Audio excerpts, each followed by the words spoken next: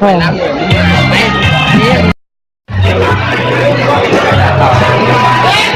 นได้เลย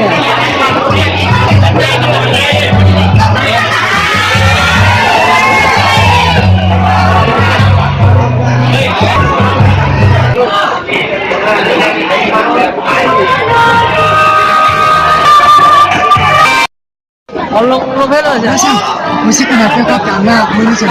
รู้สึกว่าไรนะวันนี้เนาะเมื่อไรยังไม่ได้กินเลยม่อนเลยใช่ไหมม่อนมีเนี่ยมีสองรอบพวกไทยบุญมีสองรอบมีความแตกต่างกันใช่ไหมประเทศลาวใช่ไหมจากประเทศเวียดนามใช่ไหมแต่คุณน่าที่ไทยบุญก็เต็มเลยนี่เนาะมันอยู่กันกินเรามันแตกต่างกันไปเนาะKính chào quý vị đại biểu, quý thầy cô giáo, các thầy và các học sinh đã có mặt trong chương trình đón Tết cổ truyền Quốc tế Việt Nam năm 2019 ngày hôm nay. Thưa quý vị đại biểu, trong với không khí Tết cổ truyền trong ngày vừa qua là nhằm động viên khích lệ và khơi dậy năng lượng của người đồng mới, không thể quên trong 2019 để các Tôi cảm thấy Tết của Lào là một cái Tết rất là vui, rất nhiều người chơi và có lễ hội té nước, văn nghệ rất đặc sắc. Cảm ơn. Người ta so sánh người Tết tại Việt Nam Nếu như so sánh đến Việt Nam nhá, đến Việt Nam nó khác Tết Lào. Tết Lào là có những lễ hội té nước cầu chúc cho nhau, cuộc chỉ vỗ tay cho nhau. Nhưng Tết Lào là những anh em một cơm ngồi với nhau và đi từng nhà một nữa. ขอสบายดีเนาะมันนี่ก็มากันที่เราเนาะขอสบายกันที่เราว่าเป็นอะไรรู้สึกเกี่ยวกับประเทศลาววันนี้มุสลิมมีความดีใจที่นำบริมีมุสลิมนี่ต้องการดีใจแล้วถือเวทไม่ยังเสีย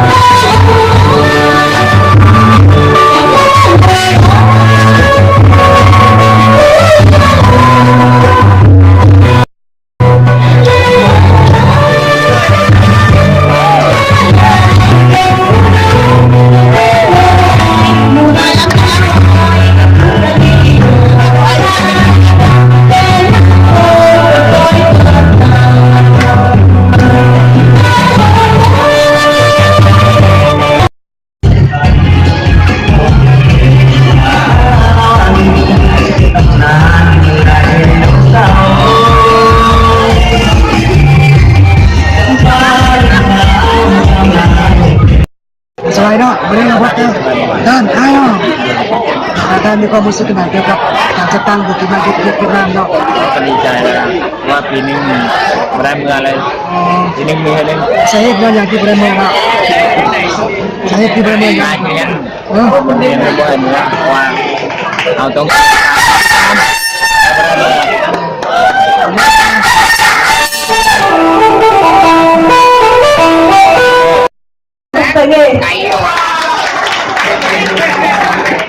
Về phía đại diện lãnh đạo trường trung cấp Đồng Hới có thầy giáo Võ Khắc Hoàng, hiệu trưởng trường trung cấp Đồng Hới.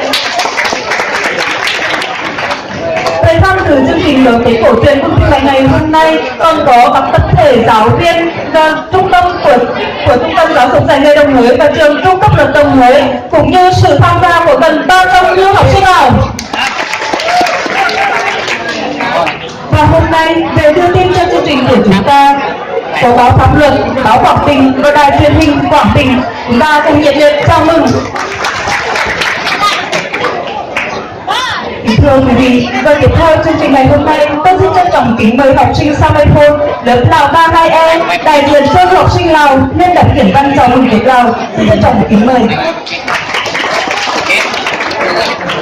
ออกไปเก็บเอาเลยตั้งไว้ก็เห็นมัน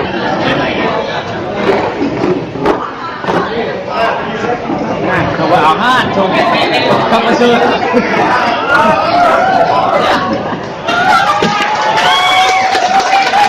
Thưa đại biểu, cô giáo,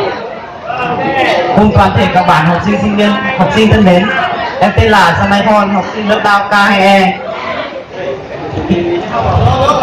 Em xin giới thiệu về Tết Tây Nước, Tết truyền thống của đất nước Lào. Hôm nay là một ngày đặc biệt, không chỉ đối với chúng em mà còn cả toàn thể các bộ tộc Lào của đất nước Lào Chia Voi. Đó là Tết cổ truyền Bun Pim May. Và sau đây xin được thay mặt toàn thể các bạn lưu học sinh Lào giới thiệu cho quý vị đại biểu đến Tết Tây Nước. Tết Tây Nước là một trong những ngày lễ hội văn hóa truyền thống của một số nước Đông Nam Á. Người Lào gọi là Bun Pim May, có nghĩa trong tiếng Việt là Tết năm mới. Tết Bun Pim May Lào thường diễn ra trong vòng 3 ngày, từ ngày 13 đến ngày 15 của tháng 4 hàng năm theo tuần lịch. Lễ hội mang ý nghĩa đem lại sự mát mẻ, tinh khiết và phồn vinh cho vạn vật cũng như cuộc sống của con người. Ngày đầu tiên cũng là ngày cuối của năm cũ, người ta lau dọn sạch sẽ trong nhà, khoai ngõ, chuẩn bị nước thơm và hoa. Vào buổi chiều, người dân trong làng tập trung ở chùa để làm lễ phục Phật, cấu nguyện, nghe các nhà sư giảng đạo cầu mong sức khỏe và hạnh phúc cho cả năm. Sau đó họ rất được vượt ra một thời gian đêm trong vòng 3 ngày và mở cửa để cho mọi người có thể vào tắm Phật. Nước thơm sau khi tới lên các tượng Phật sẽ được hứng lại đem về nhà để sức vào người làm Phật. Ngày thứ hai là cũng được tính đến, khi đó là giao thuê giờ năm cũ và năm mới. Ngày thứ ba cũng là ngày cuối cùng của năm cũ, cùng với nhiều hoạt động tưng bừng khắp nơi. Trước khi về nước, người ta thường dành cho nhau những lời tốt lành. Người trẻ tuổi sẽ đỡ cho những người lớn tuổi, bạn bè trẻ nước có nhau để chúc sống lâu và thịnh vượng. Vì người Lao tin rằng nước sẽ giúp vô lừa điều xấu xa, bệnh tật và cầu chúc năm mới an lành. Ngày Tết khách đến trong nhà được nhà bổ bảo của tay một vòng hình trắng hoặc đỏ, biểu tượng hạnh phúc và sức khỏe. Lễ hội buộc chỉ của tay được tiến hành vào dịp Tết Bun Pim May, dịp cưới xin, dịp thế người đi xa hoặc trở lại nhà sau thời gian xa cách.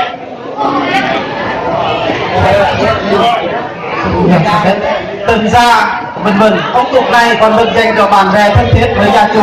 Thúc lệ buộc chỉ của tay là một nét văn hóa độc đáo, nó thể hiện lòng mến khách đối với bạn bè người Lào. Buộc chỉ của tay kèm theo những lời chúc bình an may mắn, đó là một thông điệp mà mỗi người dân nơi đây dành cho bạn bè quốc tế rằng chúng tôi yêu mến các bạn. Vào những ngày này, người Lào còn xây tháp bằng cát, trang trí bằng cờ, hoa rơi vào vải để cầu phúc trong năm mới. Nếu ở Lào trong những ngày Tết hoặc là bạn đang ở trong buổi lễ như ngày hôm nay, bạn hãy chuẩn bị sẵn sàng đón nhận những lời chúc bằng việc để nước. Người Lào rất thân thiện, chúng tôi không làm gì bạn cả. Nếu bạn đang lái xe hoặc đi bộ trên phố, họ sẽ chỉ hát nước vào người bạn. Đừng cáu giận, họ làm như vậy chỉ muốn chúc bạn sức khỏe hạnh phúc suốt cuộc đời và nghĩ rằng chính bản thân họ cũng được mình khỏe như bạn.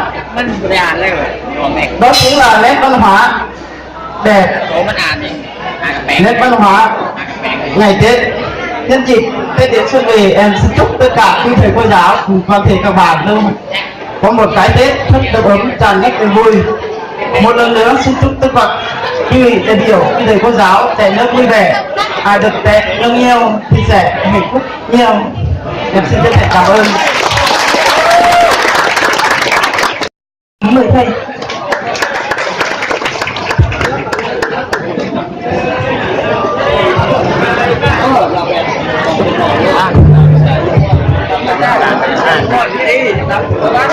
Thưa thầy Lê Tấn Quang,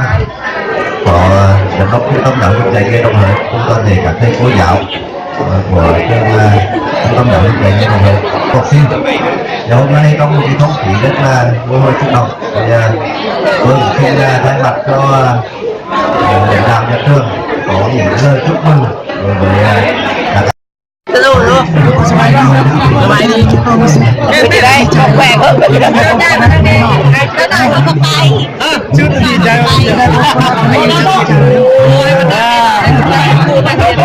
Mau mũ ở đây, ăn đi bên.